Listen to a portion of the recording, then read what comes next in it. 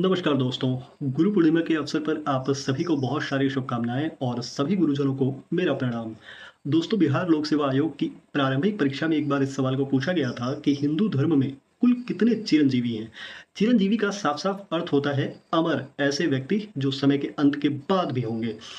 दोस्तों, इस सवाल का सही उत्तर है कुल 8 चिरंजीवी हैं हिंदू धर्म में। और आज गुरु पूर्णिमा के अवसर पर मैं इनमें से एक के बारे में आपको थोड़ी-सी जानकारी देना चाहूँगा, क्योंकि इन्हें गुरुवर श्रेष्ठ भी कहा जाता है और कभी-कभी इन्हें गुरुओं के गुरु की संज्ञा भी दी जाती है। दोस्तों, मैं बात कर रहा हूँ उन महान गुरु की जिन्हें ब्रह्मांड का सबसे बड़ा योद्धा भी कहा जाता है, क्योंकि उन्होंने शिक्षा प्राप्त की थी स्वयं महाकाल से, यानी भगवान श्री शिव से। ग्रंथों में उल्लेख मिलता है कि इनके नाम से काल और डर भी थर्राता था। मैं बात कर रहा हूँ भगवान श्री परशुराम जी की। भगवान परशुराम का जन्म महर्षि जगदम्नि के घर हुआ था।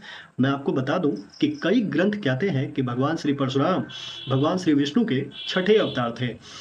ग्रंथ कहते हैं कि भले ही उनका जन्म ब्राह्मण कुल में हुआ हो, लेकिन उनके रक्त में क्षत्रिय वीरता थी। कई ग्रंथों में आपको इस बात का उल्लेख मिलेगा, जैसे महाभारत में भी मिलेगा, कि भगवान श्री परशुराम ने 21 बार इस धरती से अत्याचारी क्षत्रियों का नाश कर दिया था। भगवान श्री परशुराम जी का नाम पड़ा है उस परशु से जो उनके हाथों में है, और ये कोई साधारण परशु नहीं है, बल्कि ये एक दिव्य, अमोघ और सर्वशक्तिशाली परशु है, जो उन्होंने भगवान श्री शिव से प्राप्त किया था। अगर आप महाभारत काल को पढ़ेंगे तो आप पाएंगे कि भगवान श्री परशुराम ने ही पितामह भीष्म, अंगराज कर्ण और आचार्य द्रोण को शिक्षा दी थी।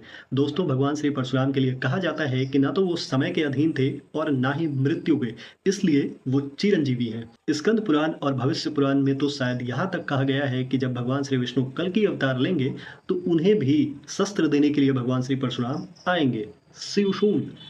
जय हिंद।